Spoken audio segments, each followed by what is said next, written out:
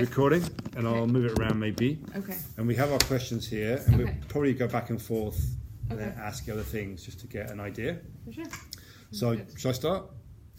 Okay, so can you give us a summary of your teaching career? Give us a sense. Oh, okay. So I started teaching. I did my teaching certificate here in Victoria, Okay. UVic, but then I started teaching in Calgary. So what program was it here that you were in? I was in the PDP, PDP after degree. but I think it was the last year because I graduated 2008. Middle So- school PDP. No, I did high school. So you did the high school, so you had a teachable area, Yeah. but you focused in on middle So I did school. a bachelor's. I majored in French, minored in English. Okay, And then, I think it was the last year that did like the 10-month program. right, So I did my practicum over at Claremont. right, And then there were no jobs here. right. So I got offered a job in Calgary. Nice.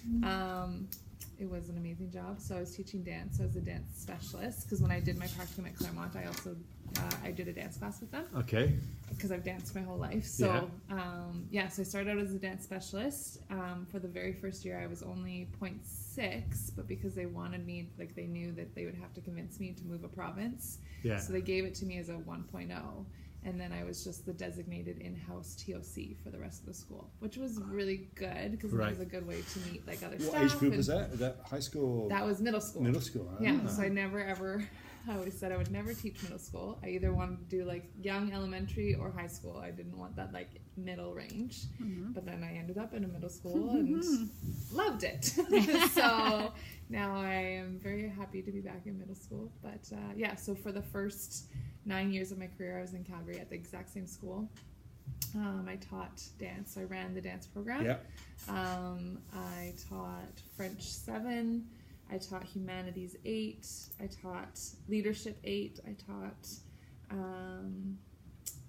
Health and Phys Ed 7. right. What else? I started a yoga program there, so we had credited courses that Nice. I took for yoga. You got qualified to teach yoga? Yeah. So I Right. have my qualifications as an adult instructor and also as a kids yoga instructor, which I don't think a lot of people have No. that extra little bit, and it's amazing Cool, yeah. because yoga for kids is way different Yeah. than it is for adults. Well, Like, it took a while for me you do to the collective adjust. stuff as well, right? Yeah.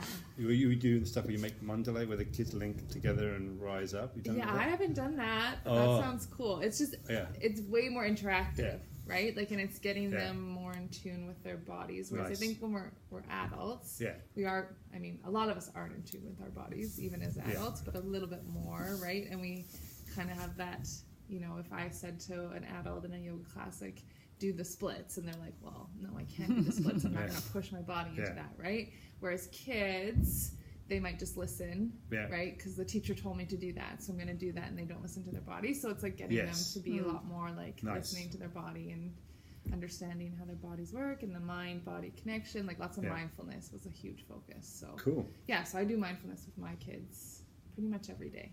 Nice. Yeah.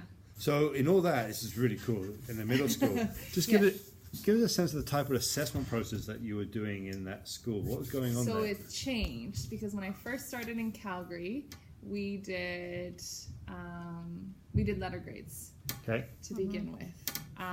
And so I would say it was pretty like basic assessment, straightforward. I think we did start using rubrics. I remember using rubrics. And then the Calgary board all of a sudden switched how we were reporting out. And so they became outcomes-based assessments. So our report cards went from letter grades to a 1, 2, 3, 4 system. Okay. So, and because things are much different in Calgary, like the board said that, and so that's what everyone does. And, there was a lot of pushback, I think, because there always is when teachers are forced to change, when anyone's forced to change, right? So, and I don't know if they explained a lot the reasoning behind why we were asking you to all of a sudden change your assessment practices. We did talk a lot about like assessment for learning instead of assessment of learning. Right. I remember having that conversation many times. But yeah, so then we switched over But to how does that. a 1, 2, 3 not just become ABC in a different way? Yeah, I know, right? Like it kind of was because the kids start to formulate that in their heads, right? Exactly. So, but I do think because the report cards were even more detailed. So So for example, if I was teaching dance and I had a student who was a phenomenal dancer, like super skilled, her technique, she's, participates in class every single day. But then for like the more theoretical part of our dance class, so they would learn about the history of dance and different styles of dance, maybe she didn't do her project and she didn't hand it in. So originally, like to begin with, the first system that we used, on her report card, she might have got a B because that project brought her down, right? She really is an amazing dancer, so she should have been an A, but because of that one project, it brought her down to a B.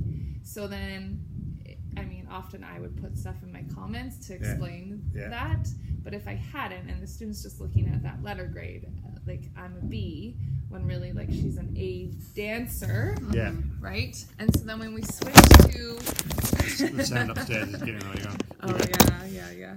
So when we switched to the new system with the outcomes based, they broke everything down. So on her report card, it would show now instead like her skill development participation would each be a line, and then there'd be another section for like theoretical. And so then they would get a mark for each of those things. So, so then that was the one thing that I thought was really good about it, because she could see like, okay, I got a 4 for my skill level, my participation in class, but then I got like a 2 for my theoretical, because they, If you're an overall, like, proficiency level 1 to 4 for that particular course, or is all separated into categories?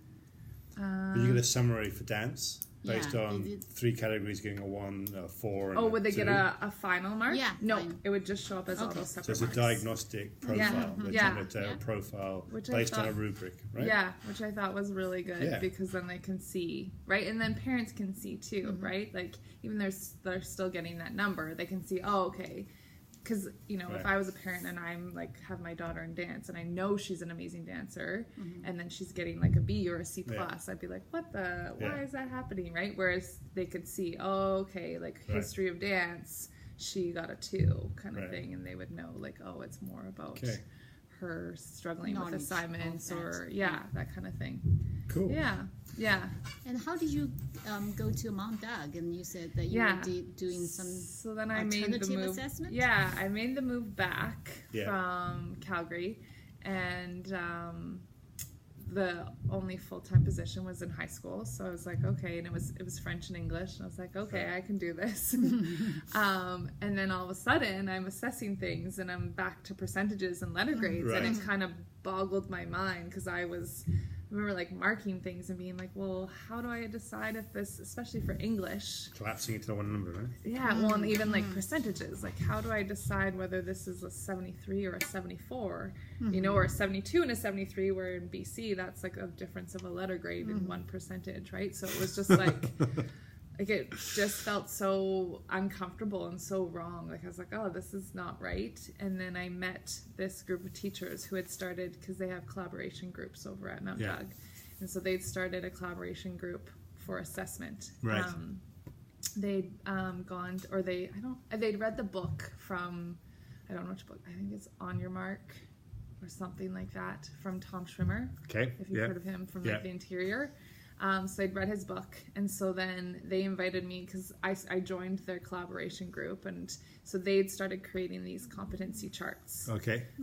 And 2 of them had already been started working them with them in their classes, and so then they invited me to go to this conference in Seattle. Right. It was from Tom Schwimmer, and so his kind of ideas around assessment. So we all went to that, and so then we just like from there just kept developing these charts. So this like the charts that we have now have been like edited numerous times.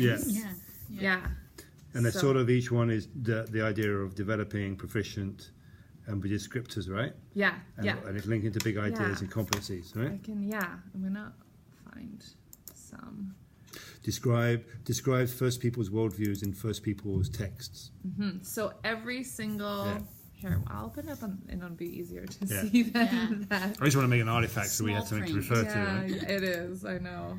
Yeah, I wasn't going to do it. They're kind of intimidating. So this is 11 my by French 17. one. Yeah. So you can see at the top we had emerging, developing, proficient, and then extending.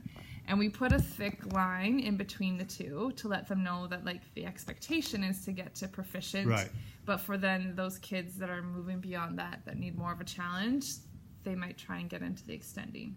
And so then all of our charts look a little bit different, but basically down the side, like especially, I should open an English one too.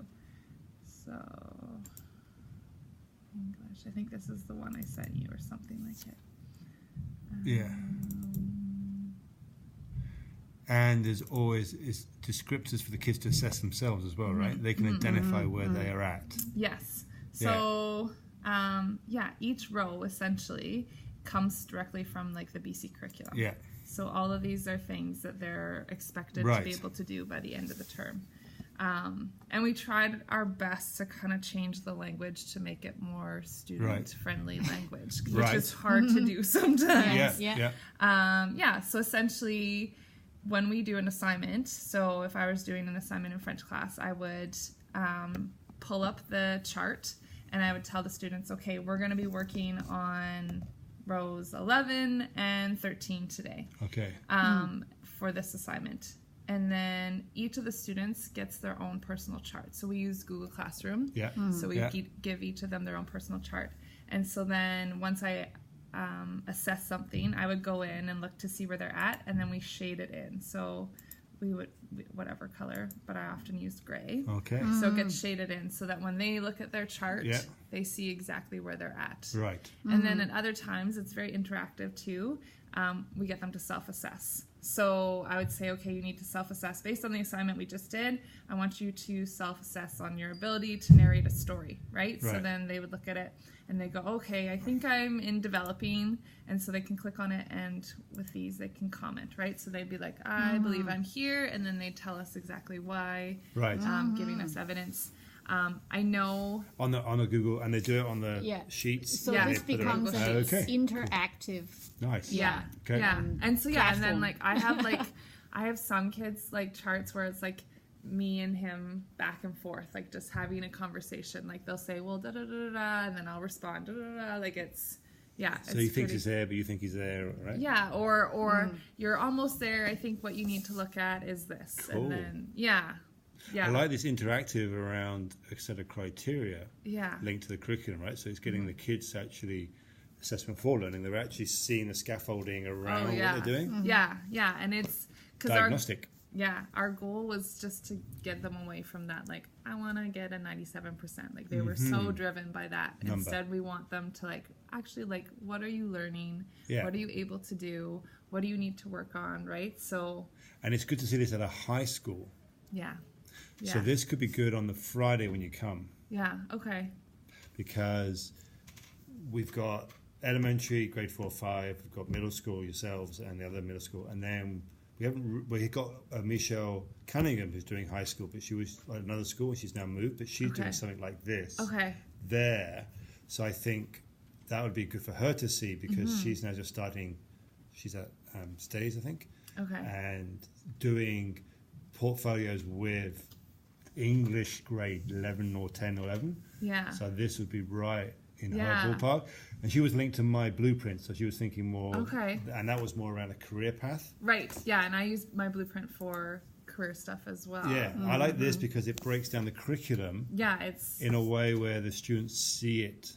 I, as a teacher, have never known my curriculum as well as and you've created it with other teachers. That's good. Like, you know your curriculum so well, and then it keeps you kind of accountable. And the coloring in is, you've modularized it now as well, right? So there's every kid has a little tracking mechanism. Sort of like a rubric. And you are constantly looking at it. Well, I'm also thinking of hyperlinking to the artifact. And so you can do that as well. So I was going to show you, I think, look at my shirt. Becomes an accreditation portfolio, isn't it? Because you're accrediting yourself with artifacts based on the rubric. So I think the one, sample competency charts, I might have sent you. So so we have so many because it was quite a range of teachers. So Alexis teaches business. She's taught math and accounting. I did the career life education one, which is interesting because I I created it before I taught the course. Yeah. And so I would totally go back in and edit it and change it because I think you need to know the curriculum pretty well before you create the chart. And then Carolyn Baldwin, she's done like English 9, 10, 11. I did the French, and then our drafting and design teacher, he's using them as well. We did one for leadership class. I'll tell you what this does. This is a conversation Hong and I are having. What is an expectation? Because all the language you see in artifacts going up into first grade is, looking at expectation, you're emerging, developing, proficient, extending. Mm-hmm. So what is the expectation that you're referencing that around? Right. Which is that mark, that proficiency mark. Yeah. But there isn't a necessarily clear understanding. And one of the questions we asked, and this is also interesting here, is could you have a different expectation and have a similar continuum? So if I was an ELL student, your expectation would be different. Right. Rather than me always being at the emerging stage. Right. I could become proficient. Yeah. Because the expectation is one of, this is where you should be getting to. Right. Right? Yeah, and I think there is definitely flexibility in using the charts like that. Like we did find it was pretty good for those struggling students. Yeah. Mm-hmm.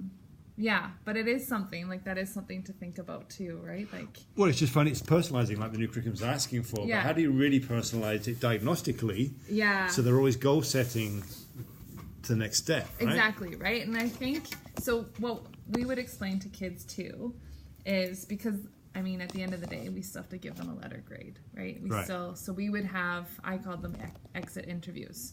So at the end of the semester, I would sit down with them, we'd look at the shading in their chart, and then we kind of like, based on this, where do you think you're at? So we get them to do a self-reflection first. Yes. And they would kind of pick out like what percentage they thought they were at, and then we would have a discussion around it. And most of the time, the kids know. Like they know where they're at based on what they've seen from their chart. Like it's pretty rare that, and then if it is... No surprises. No, right? And then if it is, it's an opportunity to have that discussion too. Like, well...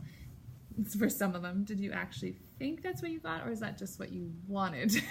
And part of it also goes, well, why do you need a mark? I mean, what's the mark for in your head, right? Yeah. Because basically it's just a summation of term. Yeah. If you needed this type of mark to get to this, then we can goal set. What do you need to do to get this mark to get to this? That's you happen prior to that, too, right? Yeah. And you're like, you're communicating the whole semester, right? And they're looking at, and like that's often the question that they'll be like, well, how can I show this kind of thing? Like, so instead of being like, how can I get an A? They're asking, what do I need to do to show my learning in this kind of thing, right? So, but we would often tell them like, so that they had an idea, like by the end of the semester, they should have everything in the emerging column shaded in, because then it shows that they've met all of the requirements of the course. So we'd say that like that's a pass. You've got 50%, you've passed the course. And then pretty much if you have everything in the proficient level, then you would be 100%. Right. Because the expectation isn't necessarily for them to get to extending. But if you had some in the extending and some in the developing, you could still be coming 100% because you've overdone the sunflower. Yeah. Right? So we would, we would totally negotiate, right? And the kids would totally. I can see your son working that one. Oh, I could get like a lot of it. Negotiating. Lots of negotiating. But the negotiation is actually a thinking process. It's a meta process. Yeah, totally. So it's a great summation of your learning. Oh yeah. Even if you have. Not an argument. Well, okay, if you can do this now, I can give it to you. Yeah, and that was the other thing too, right? Like once you're getting close to the end of the semester, because we would have those like exam weeks, right? But none of us were doing exams. We would have our exit interviews, and like if the kid was at a point that he's like not quite passing, but there's he's just missing a couple rows. Well, let's get it done right now. Like, what can you do to show me that? And like, and also offers that opportunity for choice, which I think is what the new curriculum is mostly about too, because we've done the assignment this way, if you have another way that you'd like to show me that you can do that, then by all means. An artifact, a video, something else that is evidence that you can actually do that, even though I haven't done it in front of you in that moment. Yeah, and it worked out well too with like some of our kids who, didn't pass. So Carolyn and I both taught English 9. So I had one student the first semester and he didn't end up passing English 9. It was, I think, transition to high school was kind of a tough transition for him. So he just didn't get a lot of work done. But I just passed his chart on to her so she could see what he'd already accomplished. He'd already shown his learning for that, and then she could just go from there, kind of idea. So it's cool in that way too, and that like it can travel with them. It actually fits into our article very well that we wrote with Kathy. Yeah, that's right. It does. It fits right. We'll send you that. Okay. We just published it last year. Hong led that one, and it was basically what you're describing is what we were advocating. Yeah. The literature was saying needs to be happening. You still do some of the things that traditionally we've done, but the reason for doing it is different now. It's not for the letter. Right. It's because the kid's building a profile, and it's what the kid's trying to build is what you're after, and not everybody doing exactly the same thing 100%. Yeah. Right? Well, that never especially works. with like the grade 10 English curriculum, right? I don't know how familiar you guys are with it, but they split it up, right? So there's now 5 different 2-credit courses in grade 10 English.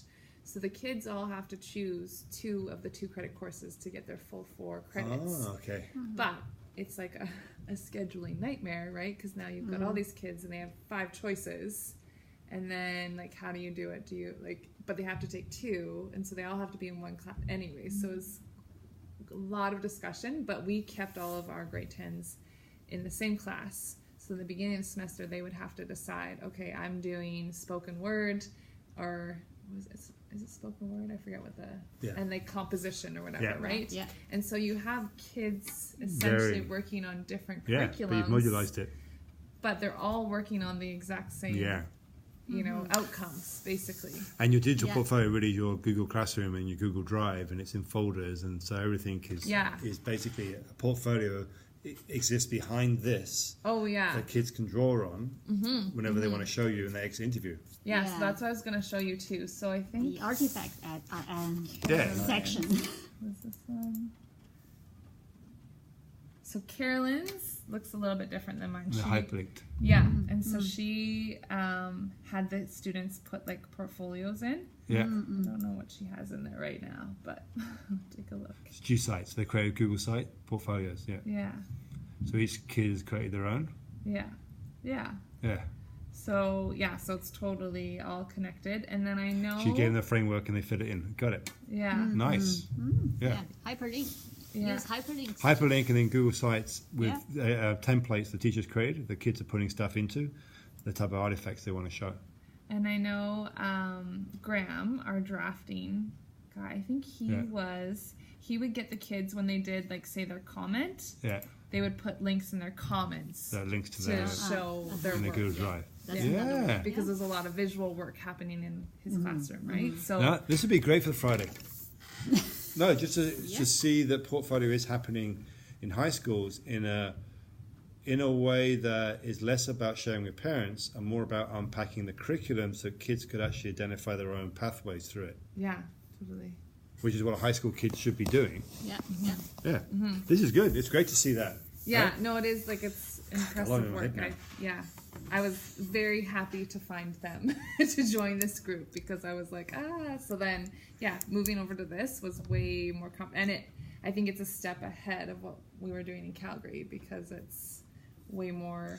Well, you're integrating the tools of Google Classroom into a repository portfolio that's been indexed based on the curriculum that you've broken down into modules. Yeah. The kids can identify. So this is a master program. Yeah. And then I know.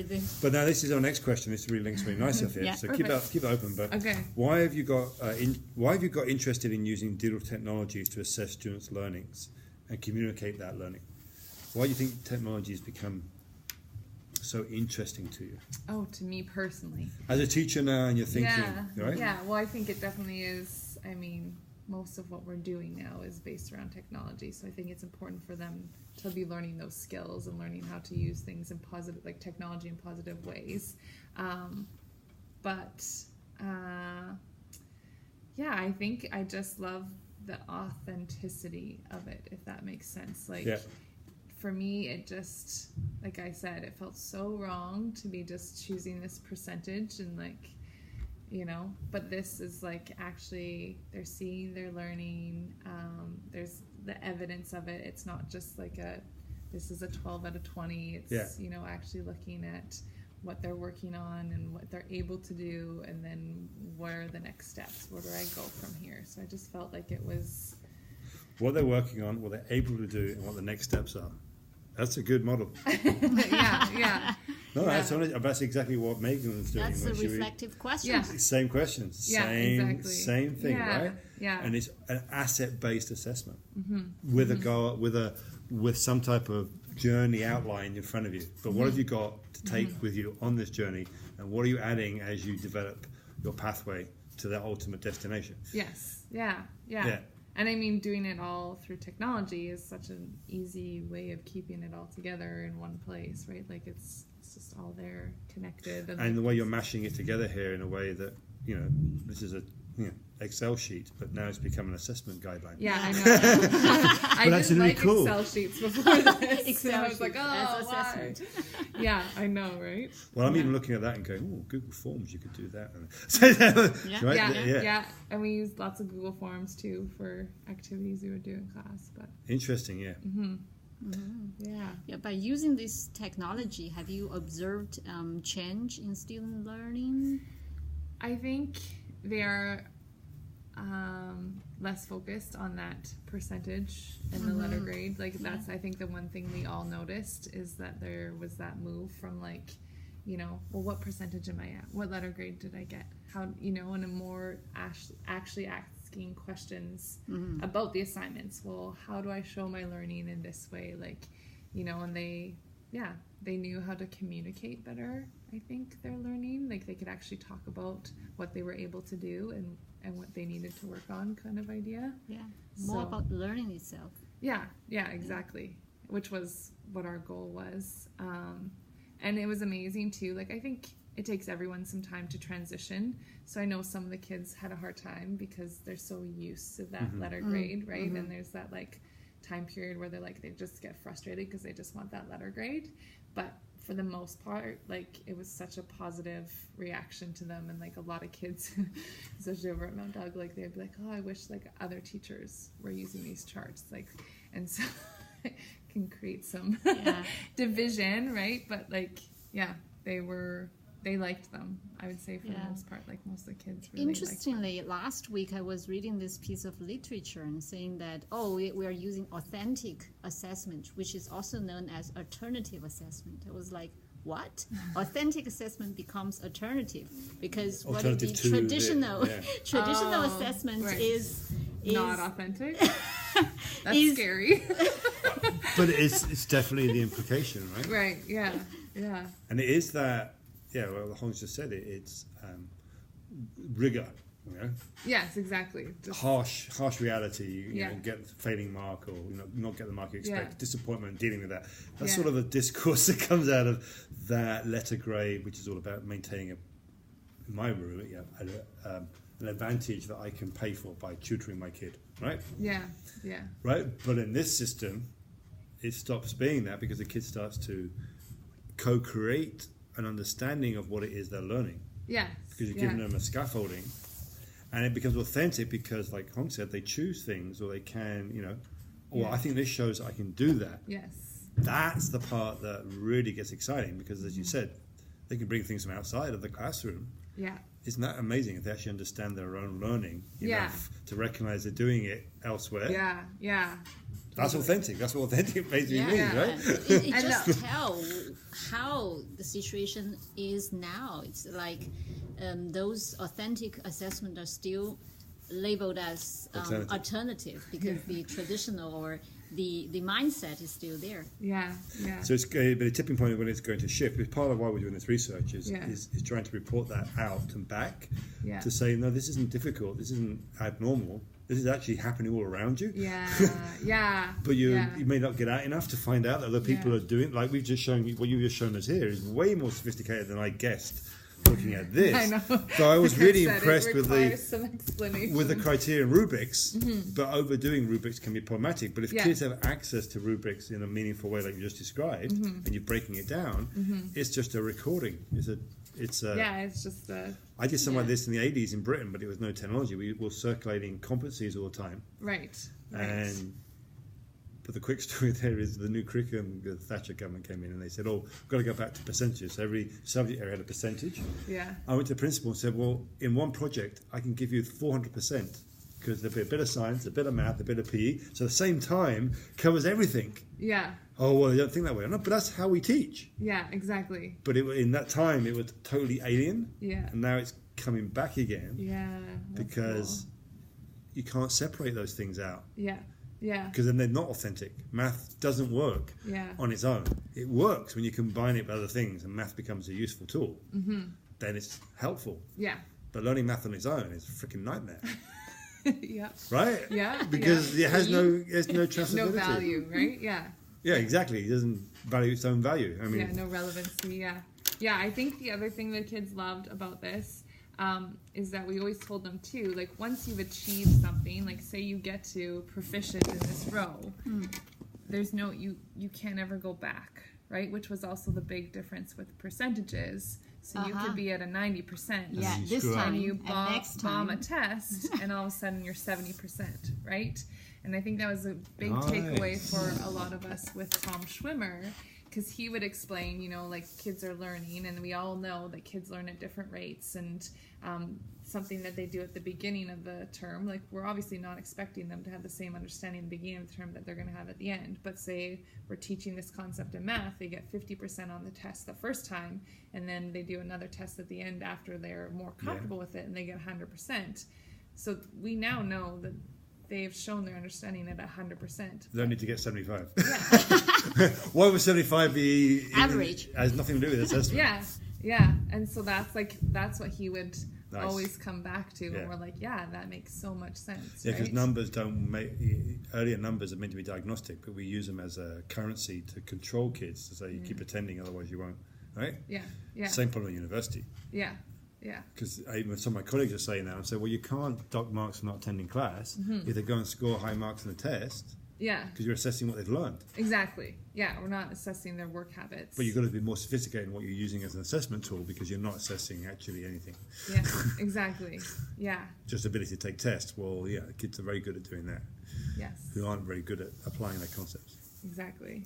Yeah. Okay, so the other question here, do you want, is it me or you? Hong, where are we? Yeah, we are 4 or 5. I think so. Have you? Yeah. Fresh grade? Yeah. Well, yeah, just starting to. So you've shown us how you've used it to assessments as a teacher. This is great. And now you're starting to use fresh grade. So how's this working for you? So I think too, because of using this and then coming here and going, oh, okay, now I'm back in middle school. So now what am I going to use for assessment, right?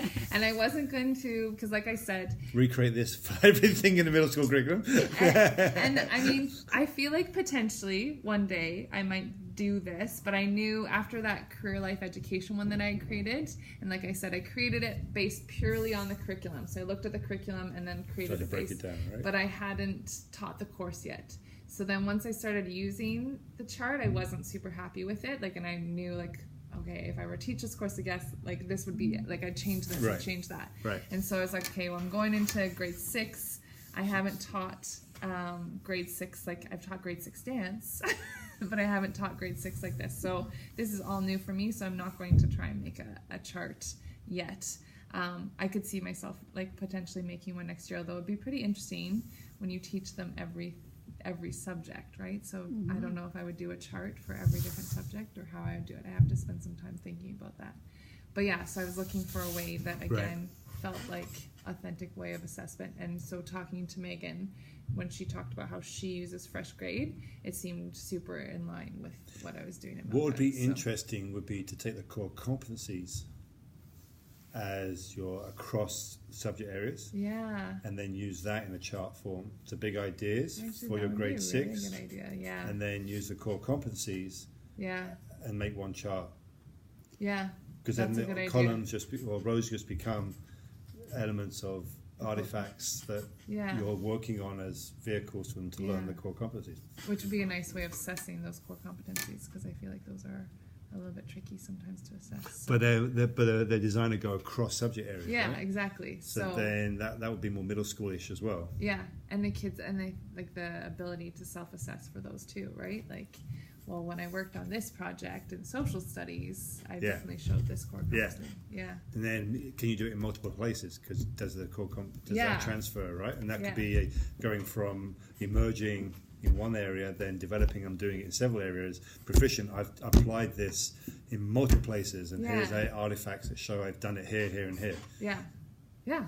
Totally. That would be a really good idea.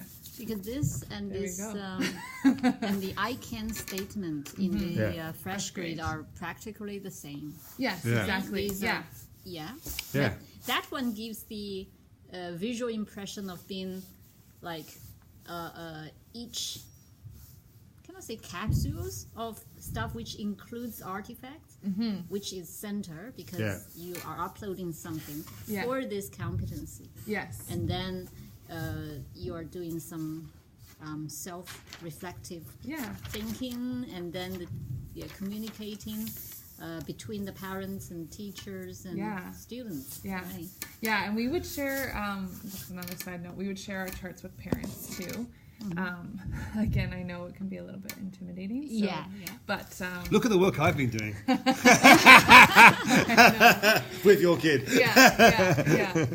But so as a way too for parents to kind of, like we would often explain, because when we did meet the teacher, we did like 15-minute presentations. So all the parents would come and sit in the classroom, and then we would present about our class, which was that was a new thing for me. I was like, I've never done this before, but yeah, it was interesting.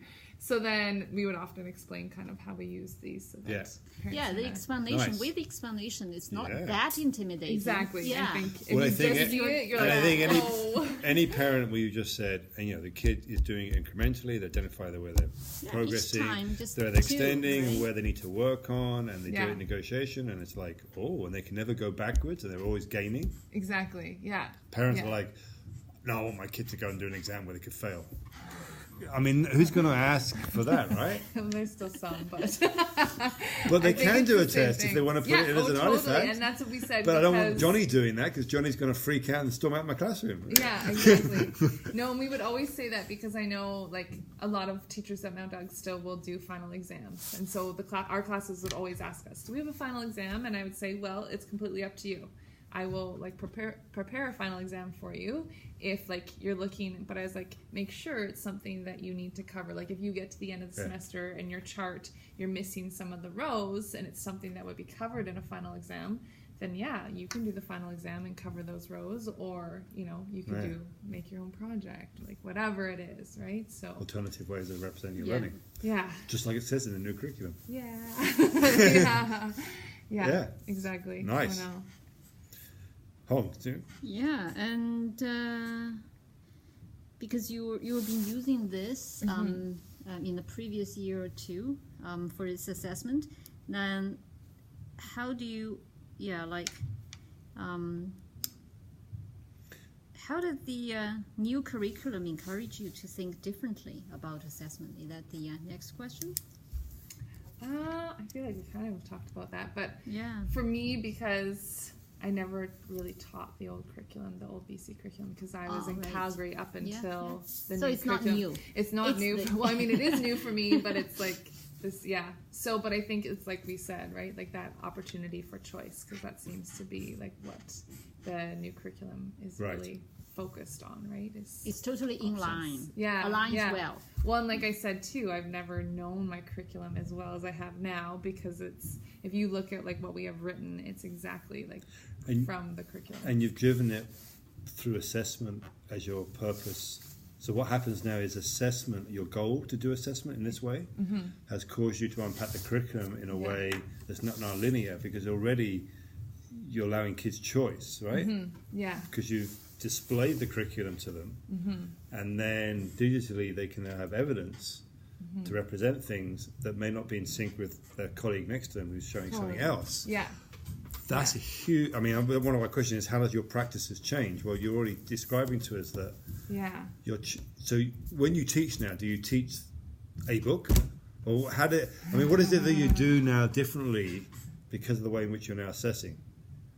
How do you think it's shifted the way in which you set up your classes, or you ask kids to think about what they're doing? That's a good question. I feel like I often think of like, how am I going to provide them opportunity to meet these outcomes? Like, that's often like the driving force kind of when I'm planning, I guess, right? And then I know we talked about, so Alexis over at Mount Doug, she, I don't know if cyclical is the right word, but like the way her charts work is, and we did kind of the same thing. So you'd start off with very basic, right? So for some assignments, we would tell the kids, you know, like, you're only going to get to emerging for this one because we're just starting to learn this, right? There is no expectation for you. And, you know, you might have the odd student that gets to proficient because they've gone kind of beyond what was expected for the assignment. But yeah, like giving them multiple opportunities to come back to it and to build on the learning that they've already done, you know, so that they have that opportunity to get to developing, to get to proficient kind of thing. So I don't know if that really answers the question, but... But you would start off aiming at the merging, and then you probably could come back to helping them go further with the next group project. Or, But over time, I would anticipate that kids aren't always locked into the same assessment, right? So it starts to differentiate depending on how they did that assignment, or what opportunities they took in that assignment. They might have minimized it just to get by, or they might have done something else. So they start with a similar beginning, but then they start going down a pathway based on their passion and interests, way more than I've got to keep up with Hong because Hong always does everything. Right. Yeah. Right? Yeah. So I'm not really interested in that fact. No, they're definitely more interested in their own charts and like where they are, right, on their charts. And so, yeah, I think especially once you're getting closer towards the end of the semester, we'd really like get them looking, okay, so look at where like your empty like rows are, where you need to work on, like how could you pull that into, we're working on Shakespeare right now. So these are your options for your final Shakespeare project. But how could you pull these rows into that? Pull these rows into it. That's interesting, right? Well, it seems to me that she was talking, you're talking about the change of the teacher's roles instead of just passing judgment on the students. Yeah, you are here. You are.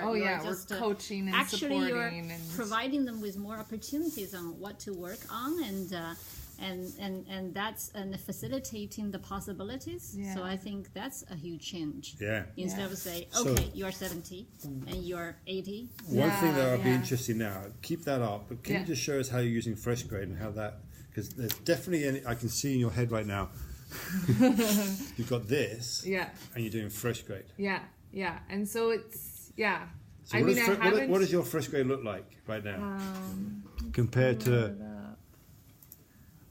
and I know you're just starting, so so I've only... What it looks like now, where do you think it's going to go as you're starting to learn how to use it?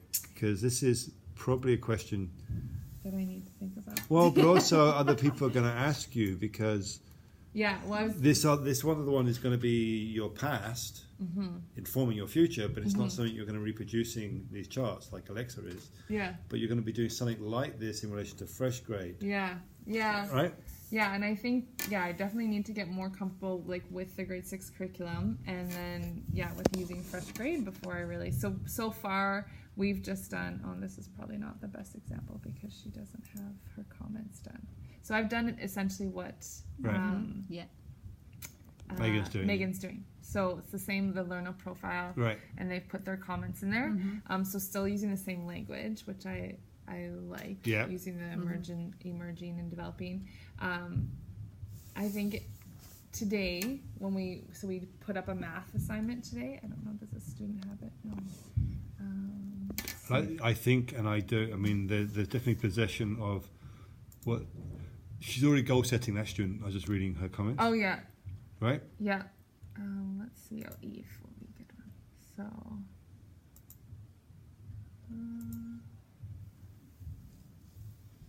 So this is what we're working on. It's a bit fuzzy, but so we're looking at math. Right. Like place value. Yeah. and looking at showing it in how many different ways, right? Like apples picked in BC per year. So her number was 4,235,000. So she drew it out with the 10 blocks, and then estimating what that meant, right? Yeah. So this is a real life experience. How could you show that in an equation? So there's all these different ways of showing your mathematical thinking. But even before I had them upload it to FreshGrade, and I think this is one of, again, the values, is we sat down and had a conversation, and I told them, assessment is not meant to be a judgment, but it's meant for us to see where you're at, what you need to work on to get to where you want to be, right?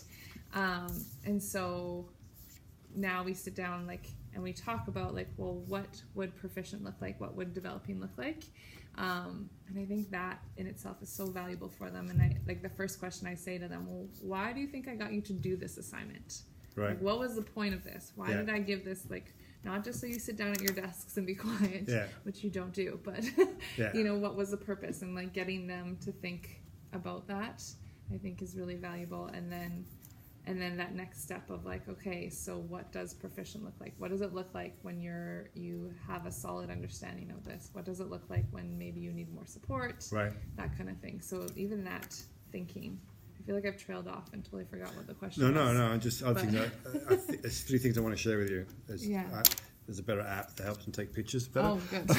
but the things, part of it is seeing you now try to figuring out how to use more open-ended but still same levels. I mean, what you just said there, that was getting them to decide what is emergent, developing, proficient, extending. Based on what we're trying to do, what do you think that is a very interesting, slightly different to the other one where you've already set the curriculum down and you're trying to, this seems to meet that diagnostic leveling up. Yeah. But the other one is trying to say, okay, now we're doing this, what do you think we're learning? What should you be able to do to show that you are emerging? Yes. Then what's a bit more for developing? That process is a very important, because that, again, we wrote in the article, all the research was saying the more kids are involved in negotiating criteria, the more they understand the purpose of what they're trying to do. Yeah. But the teacher's guiding that negotiation. So you can't have something that's obviously emergent being extending, right? But kids understanding what it looks like to do something at a higher level is a very tough one. Yeah. Because, again, whole class, or EL learner, or kid who's got a learning disability, they're gonna look different. That criteria isn't going to be appropriate for them, right? Yeah, totally. Yeah. But understanding how to negotiate that criteria means that when you give different criteria for that kid, they understand, well, that's appropriate for Johnny. Right. This is appropriate for me. Yeah. The appropriateness of the criteria becomes something they could actually understand. Yes. That's huge for an inclusive society and being more empathetic and, right? Yeah. Not trying to be better by walking over the heads of other people, right? Which is sort of the Trump idea of mindset, right? Yeah. Yeah, that's cool. That's a good point. So any problems, we've got to wrap up, sorry. Yeah, they'll be here. Any problems you have noticed just getting into this? Any problems as you're going to FreshGrade? What's the thing that's sort of challenging right now? I think the only challenge that we had today was getting those photos to upload.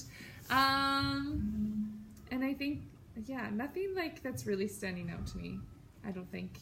It's just me getting more familiar with it and the kids getting more familiar with it too, right? I know once they start using it more often, it'll become a lot more natural. But for them, I think anytime you bring, like I said, bring technology in, there's that little bit of the learning phase. Because the interface with the technology. Yeah, which is surprising to me because I always assume that they're going to be native. How they've grown up, right? But they don't know how to use it as a learning tool, right? Yeah. They know how to use it as a playing tool. Yes, exactly. Yeah. So we need to make it more like video games, maybe. Yeah. Yeah. So the other thing is, if it's okay in the term, as you get going, we'll come and observe and like we did with Megan. Yeah. But we'll meet you on the first before then anyway. Okay. Sounds good. That's great. Perfect. Jesse, signing off.